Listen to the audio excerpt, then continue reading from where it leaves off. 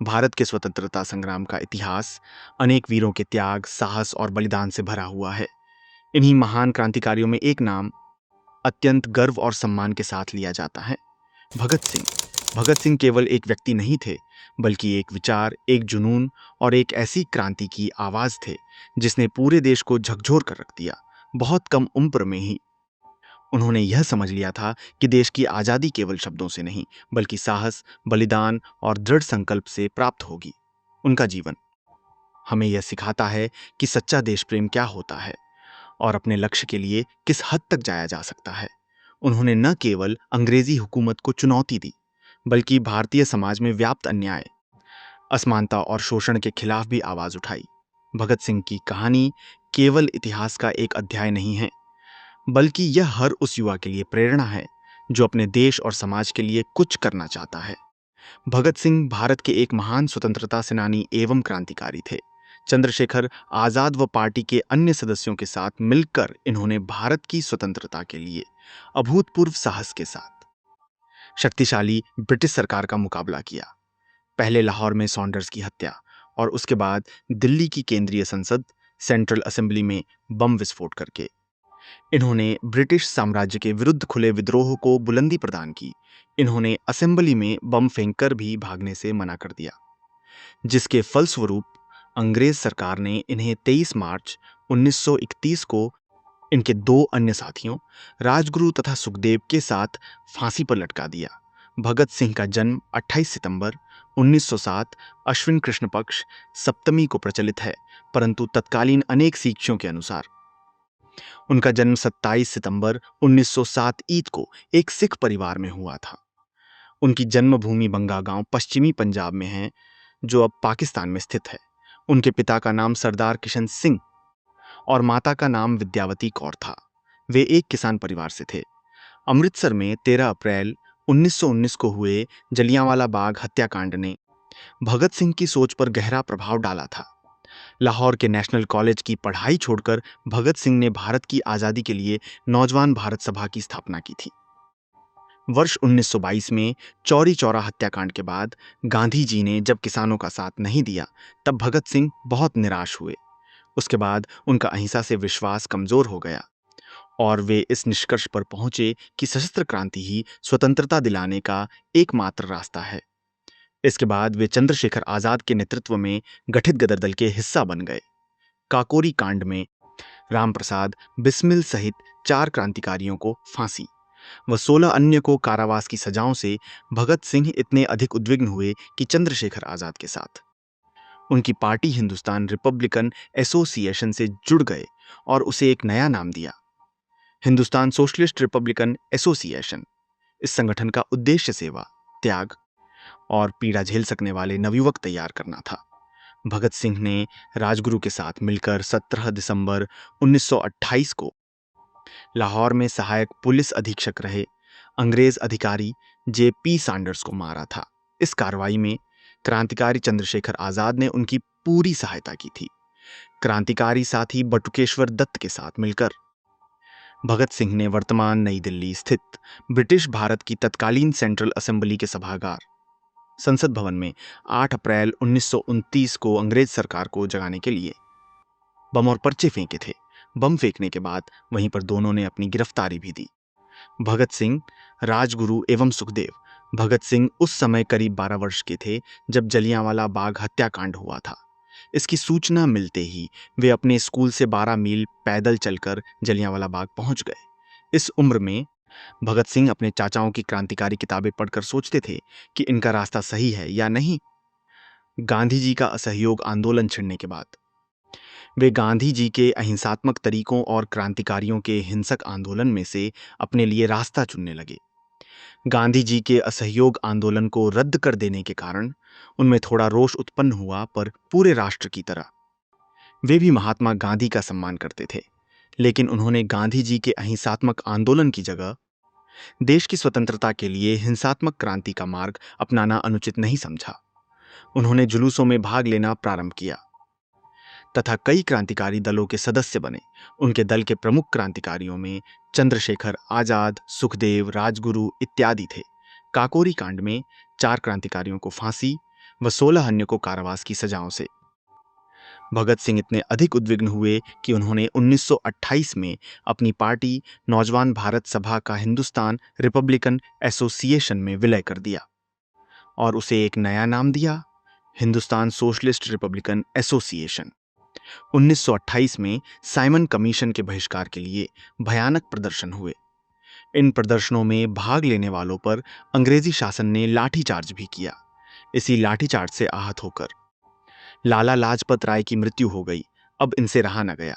एक गुप्त योजना के तहत इन्होंने पुलिस सुपरिंटेंडेंट स्कॉट को मारने की योजना बनाई। सोची गई योजना के अनुसार भगत सिंह और राजगुरु लाहौर कोतवाली के सामने व्यस्त मुद्रा में टहलने लगे। उधर जयगोपाल अपनी साइकिल को लेकर ऐसे बैठ गए जैसे कि वह खराब हो गई हो। जयगोपाल के इशारे पर दोनों सचेत हो गए। उधर चंद्रशेखर आजाद पास के डी एडवीद स्कूल की चारदीवारी के पास छिपकर घटना को अंजाम देने में रक्षक का काम कर रहे थे।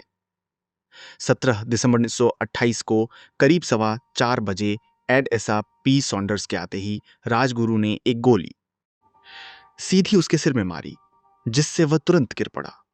लेकिन तुरंत बाद भगत सिंह ने भी 3-4 गोलियां दागकर उसके मरने का पूरा इंतजाम कर दिया। ये दोनों जैसे ही भाग रहे थे कि एक सिपाही चनन सिंह ने उनका पीछा करना शुरू कर दिया। चंद्रशेखर आजाद ने उसे सावधान किया, आगे बढ़े तो गोली मार दूंगा। नहीं मानने पर आजाद ने उसे गोली मार दी और वह वहीं पर मर गया। इस तरह इन लोगों ने लाला लाजपत राय की मौत का बदला ले लिया। भगत सिंह यद्यपि रक्तपात के पक्षधर नहीं थे, परंतु वे वामपंथी विचारधारा को मानते थे तथा कार्ल मार्क्स के सिद्धांतों से उनका गहरा संबंध था और उन्हीं विचारों को आगे बढ़ा रहे थे। वे समाजवाद के पक्के समर्थक भी थे। उन्हें पूंजीपतियों की मजदूरों के प्रति शोषण की नीति पसंद नहीं आती थी। उस समय चूंकि अंग्रेज ही सर्वे सर्वा थे तथा बहुत कम भारतीय उद्योगपति उन्नति कर पाए थे, अतः अंग्रेजों द्वारा मजदूरों के प्रति किए जा रहे अत्याचारों का विरोध करना स्वाभाविक था। मजदूर विरोधी ऐसी नीतियों को ब्रिटिश संसद में पारित न होने देना उनके दल का निर्णय था। सभी चाहते थे कि अंग्रेजों को यह पता चलना चाहिए कि हिंदुस्तानी जाग चुके हैं और उनके हृदय में ऐसी नीतियों के प्रति गहरा आक्रोश है। यही संदेश देने के लिए उन्होंने दिल्ली की केंद्रीय असेंबली में बम फेंकने की योजना बनाई। भगत सिंह चाहते थे कि इसमें कोई खून खराबा न हो और अंग्रेजों तक उनकी आवाज भी पहुंचे। हालांकि प्रारंभ में उनके दल के सभी लोग ऐसा नहीं सोचते थे, परंतु अंत में सर्वसम्मति से भगत सिंह तथा बटुकेश्वर दत्त का नाम चुना गया। निर्धारित कार्यक्रम के अनुसार 8 अप्रैल 1929 को केंद्रीय असेंबली में इन दोनों ने एक ऐसे स्थान पर बम फेंका जहां कोई मौजूद न था, अन्यथा किसी को चोट लग सकती थी। पूरा हाल धुएं से भर गया। भगत सिंह चाहते तो भाग भी सकते थे, पर उन्होंने पहले ही तय कर लिया था कि उन्हें दंड स्वीकार है, चाहे वह फांसी ही क्यों न हो। अतः उन्होंने भागने से मना कर दिया। उस समय वे दोनों खाकी कमीज तथा निकर पहने हुए थे। बम फटने के बाद उन्होंने इंकलाब जिंदाबाद, साम्राज्यवाद मुर्दाबाद के नारे लगाए और अपने साथ लाए हुए पर्चे हवा में उछाल दिए। इसके कुछ ही देर बाद पुलिस आ गई और दोनों को गिरफ्तार कर लिया गया। सिंध से प्रकाशित बिस्मिल की आत्मकथा का प्रथम पृष्ठ, यही पुस्तक भगत सिंह को लाहौर जेल में भेजी गई थी। जेल में भगत सिंह करीब 2 साल रहे। इस दौरान वे लेख लिखकर अपने क्रांतिकारी विचार व्यक्त करते रहते थे। जेल में रहते हुए भी उनका अध्ययन लगातार जारी रहा। उनके उस समय लिखे गए लेख और सगे संबंधियों को लिखे गए पत्र आज भी उनके विचारों के दर्पण हैं। अपने लेखों में उन्होंने कई तरह से पूंजीपतियों को अपना शत्रु बताया है।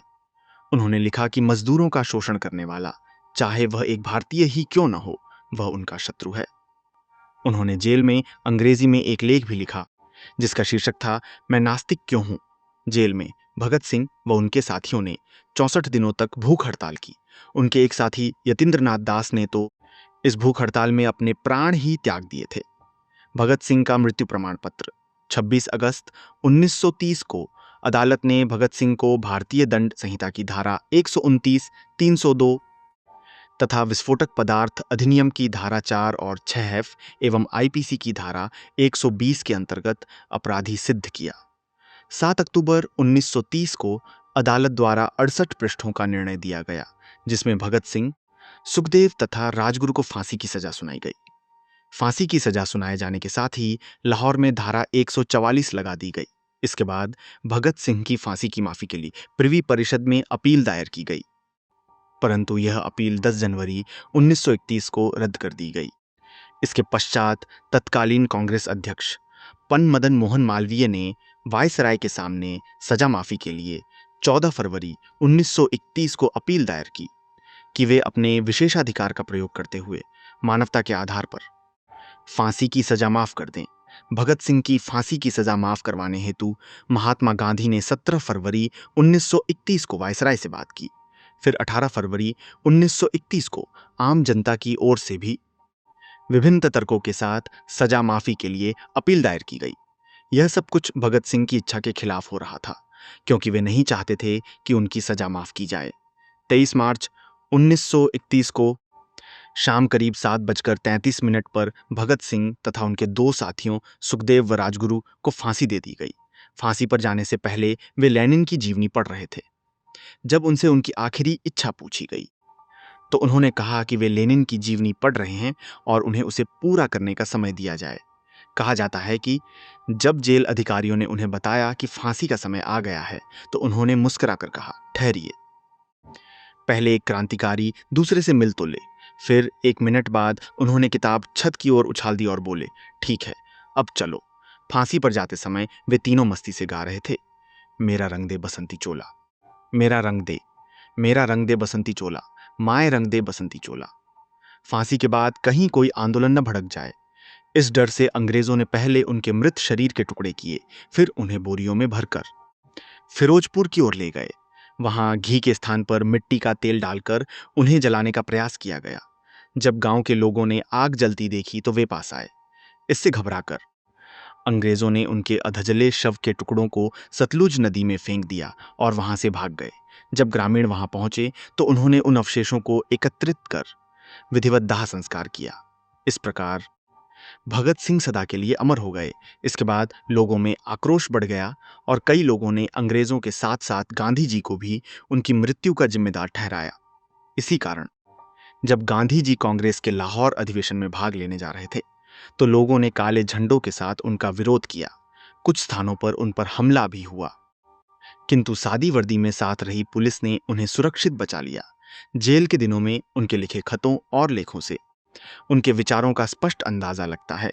उन्होंने भारतीय समाज में लिपि पंजाबी की गुरुमुखी व शाहमुखी तथा हिंदी, अरबी और उर्दू के संदर्भ में जाति और धर्म के कारण आई दूरियों पर गहरा दुख व्यक्त किया था। उन्होंने यह भी माना कि समाज के कमजोर वर्ग पर किसी भारतीय द्वारा किया गया अत्याचार भी उतना ही निंदनीय है जितना किसी अंग्रेज द्वारा किया गया अत्याचार।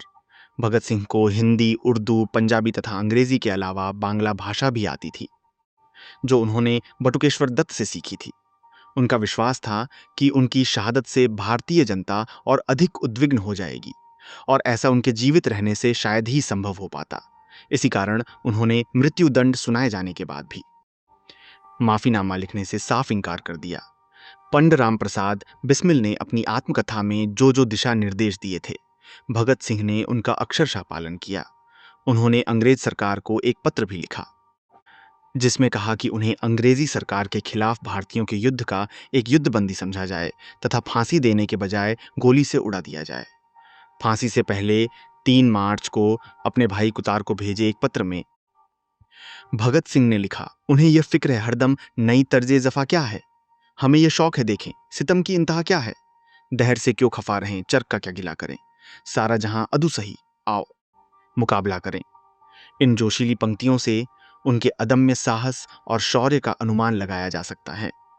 चंद्रशेखर आजाद से पहली मुलाकात के समय जलती हुई मोमबत्ती पर हाथ रखकर उन्होंने कसम खाई थी कि उनकी जिंदगी देश के लिए ही कुर्बान होगी और उन्होंने अपनी यह प्रतिज्ञा पूरी कर दिखाई। किसी ने सच ही कहा है, सुधार बूढ़े आदमी नहीं कर सकते, वे तो बहुत ही बुद्धिमान और समझदार होते हैं। सुधार तो होते हैं युवकों के परिश्रम, साहस, बलिदान और निष्ठा से, जो भयभीत होना जानते ही नहीं और जो विचार कम अनुभव अधिक करते हैं।